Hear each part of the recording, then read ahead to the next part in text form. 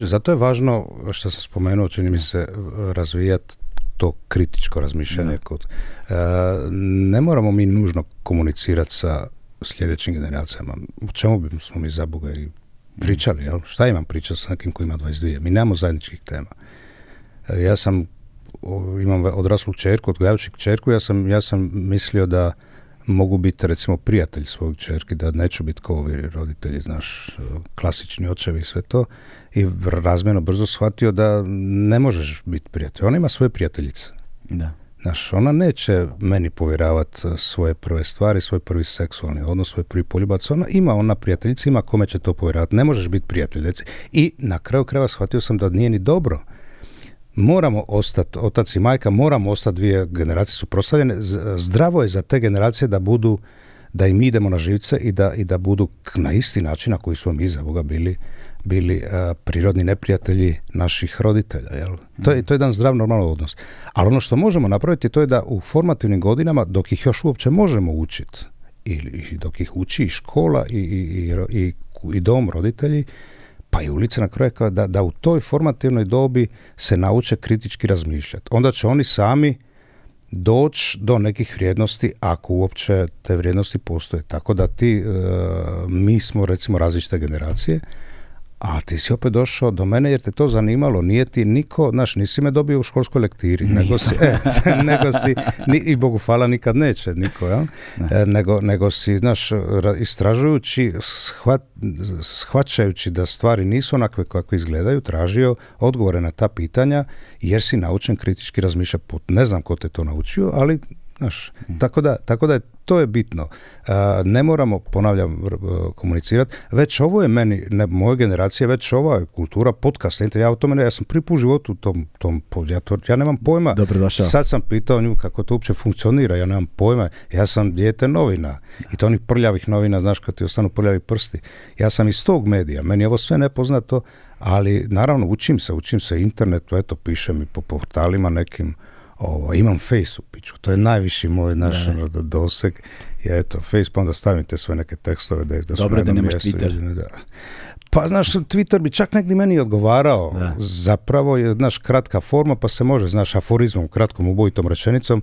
A ko će to? Znaš, ja volim, znaš, meni je veći laptop problem. Ja bi se najviše volio vratiti na pisaču mašinu. Ide mi na živce laptop, ide mi na živce činjenica da, znaš, da si ti u svakom trenutku zapravo pod kontrolom. Naravno, nisam paranoidan pa da mislim da me sad neko, ali saznanje da može. Saznanje da može. Ja sam mislio, recimo, da ona fora, znaš, kad ljudi prekrivaju kamere od laptopa, da je to pizdarija. Mislim, nema maze, ako ćete. Onda su mi rekli, ovi hakeri, zaista može. Znaš, neko ko ćete, gledat ćete kroz tu kameru. Gledat ćete kako kopaš nos, razumiješ, dok igraš, znaš, kako gledaš pornografiju, znaš, šta ja znam, svašta. I to mi užasno ide na živce. Ja želim biti ovo ti vrijeme praktički ne da se odvojiš, ukidaju keš, a kamoli mogućnost da pišeš, a da se to negdje ne zna. Viktor imao ključnu rečenicu kad smo mi prelazili na kompjutere kasnih 90-ih, mi smo bili valjda zadnji na svijetu koji su prešli na kompjutere. Sjećam se, evo viš kako idu digresije, došla je ekipa japanske televizije u redakciju Feral Tribuna, to je recimo 96-7. Kao i sve televizije i novinari koji su dolazili u XU za vrijeme rata, prvo su dolazili u Feral. Mi su bili prva stanica, svejedno je to CNN i Christiana Mampur ili BBC ili su neki reporteri japanske televizije. Najprije bi dolazili u Feral, onda bi pričali s nama jer mi smo bili, znaš, pouzdan izvor, bili smo pouzdani, znaš, znali su da će kod nas dobiti nepristranu, točnu informaciju šta se gdje događa i da im pomognemo gdje dalje, ako idu u Bosnu, ako idu u Beograd, ako idu u Zagreb, s kim da pričaju, jer znaš, što je bilo kaotično vrijeme, nismo ni mi sve razumjeli, a kamoli neko ko dolazi iz Bostona, on nema pojma, ali se zna da je Feral stanica gdje mogu dobiti nepristranu informaciju, gdje neće biti informacija koja je od hrvatskih tajnih službi ili od srpskih, neko prilično pouzdana, tako da je nama svašta dolazilo u redakciju, prolazilo i agenti CIA i koje kakvi, razumiješ, pokušavali se, provaljivali smo ih odmah, zajebavali smo ih. I tako je došla japanska televizija i oni su bili potpuno šokirani, vide pisaću mašinu. Oni pisaću mašinu su vidjeli samo u muzeju, oni nikad to nisu vidjeli kako to zapravo funkcionira i bili su potpuno fascinirani, zajebali su sve, jebeš sve ostalo, idemo napraviti reportažu u redakciji koja radi na pisaćim mašinama. I onda su nas snimali sat vremena, znaš, aj molim te sad samo kucaj, pa su onda zoomirali, znaš, ona štakljuca, ona slova, pa iz daleka, pa iz bliza, pa ovako, a mi moramo raditi, nama curi vrijeme, oni ne razume da mi radimo, jebote, nema mi vremena se zajebava sa njima.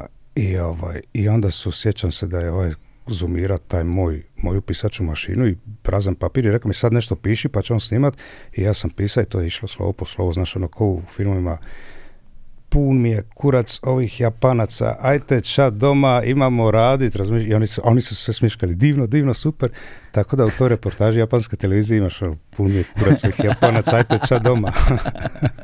Da. Zato ti kažem, nismo iz tog vremena, iz tog mene, nama su i tad je Viktor postavio pitanje, kad smo počeli jedan na kompjuterima, kaže, sve ja to razumijem, ali ovo kad mi stavimo delete, kad ja izbrišem tekst, di to ide? On kaže, znaš, kad ja izgužvam papir na koji sam napisao i bacim u smeće, ja vrlo vidim di to ide, znaš. Di ide to što mi izbrišemo? I zaista, di to ide, znaš, na nekim serverima, nekom srednjem zapadu ili u Moldaviji, postoji sve što smo mi kad pretražili, ukucali, napisali, vidjeli, pogledali. Tako da to je, naravno, može biti paranoidno, ali zapravo je spooky, znaš. Ne želim da postoji mogućnost da se nađe šta sam ja gledao, pretraživao, pisao, brisao. Ja želim da ostane dostupno samo ono što sam ja završio i namijenio tome da bude pročitano i viđeno. To je velikoj meri želim da me se... To je velikoj meri jedna distopijska slika sveta. Pa je, ali zamisla šta je ovo nego distopijska slika? Pa da. Znaš, ti u svakom trenutku ti više nemaš keša, evo, ja sam sad bio u Londonu, nema više ni kartica, nisam uopće vidio funtu, novčanicu, sve plaćaju ovako. Da. Sve ovako, ti u svakom trenutku i naravno kad ti jebi ga napraviš, znaš, ti sad ubiješ čovjeka, nađete u roku 18 sekundi, evo te vide, najprije te prate svugdje su kamere. Pratite, znaš, di si, šta si kupio, čime si platio, di si bija, imaju Google Earth, Google Map, znaš, te sve, potpuno smo zaista iz Orwellove, neprimjetno smo ušli u to, u svakom trenutku. Pa Koja iz Discipline je bio veliki vizionar svojevremeno, kad je sredinom 90-ih objavio album u periodu svojeg boravka u Londonu, koji nosi naziv I Think I See Myself on CCTV. Da. Taj album... Ma da, i klinci to znaju. Pazi, mi budemo u New Yorku, to je recimo, ne znam, prije 10 godina, vodio sam ćerku i njenu prijateljicu, one su male, one imaju možda 12 godina u tom trenutku i idemo po Times Square-u, šetamo i kaže ona meni u jednom trenutku, idemo ja i moja prijateljica malo prošetati. Ja kažem, di ćete vi prošetati? Pa samo ćemo tu okolo, kaže, ne brini se, kao velika, ima 12 godina. I ja skužim, dobro, to je baš ljuti centar Manhattana, nije New Yorka, nije sad neki, znaš, Harlem, nije Brooklyn, znaš, pa ajde, budete tu na oku, ali najprije idemo kupiti karticu za mobitel, tako da te u svakom trenutku mogu dobiti, znaš, da si mi tu na oku. I sad pazi što one naprave, koliko su ti klinci, evote. One ima 12 godina, ponavljam. One su našle taj CCTV kameru koja prenosi u realnom vremenu taj dio New Yorka.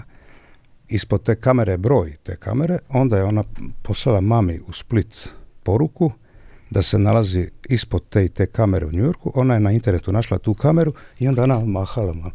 Kad bi to tebi u životu palo na pamet? Da, nikad u životu. Kad bi ti to u životu palo? Evo, dan danas nikad mi ne palo. Tako da je to, vidiš, ona pregazila me, mater, čerme, 12 godina pregazila, kamo li ne.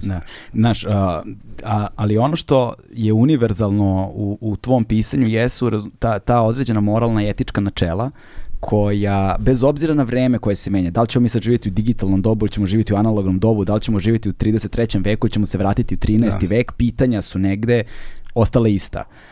Ljudi smo na kraju opet na isti način. Naš fiziološke, emocionalne, intelektualne, nadam se, naš duševne i psihološke i druge potrebe su nam na kraju dana opet negde ostale iste. I sve ono što je Andrić govorio o priči i pričanjima, znači sve se na kraju dana svodi na to da mi prenosimo priče i pričamo priče. Tvoj prvi roman se bavio isto moralnom i etičkom dilemom, da bismo odemo sci-fi roman, da kažemo.